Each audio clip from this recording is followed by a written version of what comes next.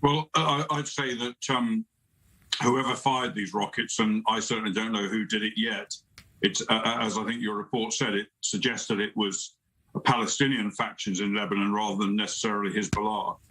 But of course, Lebanon is sovereign territory of the Lebanese government, and Hezbollah, which is obviously an important part of the Lebanese government, the most influential part, controls southern Lebanon. So this is whoever fired it, this is a direct responsibility of the Lebanese government and of Hezbollah. And I think Israel would be entirely justified if they don't put a stop to this, which they won't, because, of course, these missiles would not have been fired without Hezbollah's say-so. Then Israel has every right and responsibility to go into Lebanon and deal with this problem from the air. Colonel, as we're speaking about what's happening up north, sirens are still sounding in the southern communities. Rocket fire continues on residential areas. And of course, earlier, Israel saying its campaign on Hamas targets would continue. We're also hearing a big barrage of rockets is happening as we speak right now. Talk to us your assessment of Israel's ability to handle both what's happening in the north and the south as we speak. I don't believe there's any question that Israel has the ability to deal with both at the same time. And also, if necessary, if anybody is able to launch missiles from Syria into Israel, they would be able to deal with that as well. I don't think there's any doubt about their capability of doing so.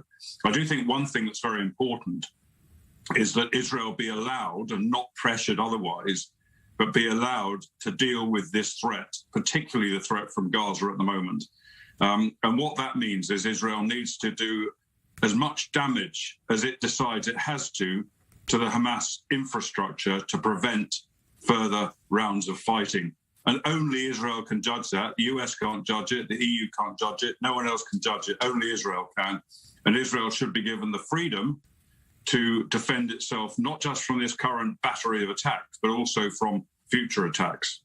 We're hearing right now as we speak that President Joe Biden has spoken to Benjamin Netanyahu once again, and his assessment of the situation is that there will be fewer rocket attacks on this day. Clearly that call happened before the latest development up north, and as I said earlier, the sirens are still sounding right now. You made allusion to the fact Israel is facing criticism from some people in the international arena, but is adamant it will keep defending its citizens. What message would you expect to hear out of Benjamin Netanyahu right now, given what's happening both in the south and the north at the same time?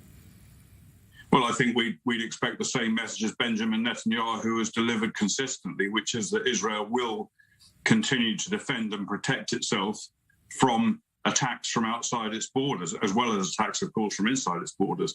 And I've no doubt that he will continue to do so, whatever the pressure comes from the US or from anywhere else. And so much of the international criticism has been absolutely false. And what it does, when people wrongly criticize Israel for killing innocent civilians, which Israel does all it can to avoid, when people wrongly criticize Israel for that, what they're doing, maybe unwittingly, they're encouraging Hamas to keep going and then to do it again, because it achieves Hamas's objective, which is not just to kill Israeli civilians, but also to try and encourage Israel to kill their own civilians, with a view to then vilifying and isolating Israel internationally, which works time and again. Every time Israel has to defend itself in this way, Israel is the one that gets condemned in the United Nations, by the International Criminal Court, by governments in some cases around the world. So, yeah, I think we know that, Israel knows that, and Israel, I'm absolutely confident Israel will continue to defend itself with its utmost capability.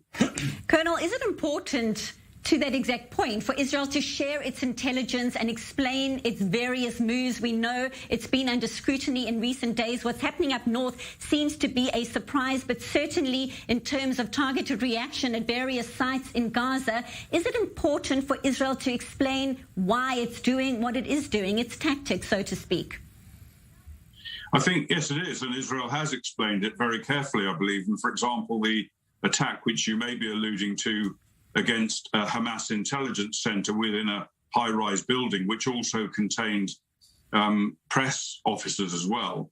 One might ask why those press officers had co-located themselves with Hamas, but that's another question. Yeah, they have explained that, and they've also explained how they took extreme care to ensure that every innocent civilian left that building before it was attacked, which they've done with all of their attacks they've launched in Gaza in defense of themselves. In terms of sharing intelligence, Israel shares huge volumes of intelligence with the United States, as it does with Great Britain.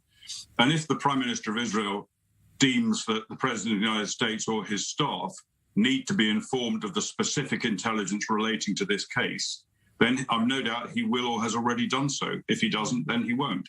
But of course, it is important that the US understand the rationale behind Israel's moves, secretly understand it, because the US support for Israel is so vitally important, not just now, but for the future as well. Well, we certainly appreciate your insight at this time. Breaking news, of course, rocket fire in the south and rocket fire in the north. Colonel Richard Kemp, a former commander of the British forces in Afghanistan, speaking to us from London. Thank you so much for your time.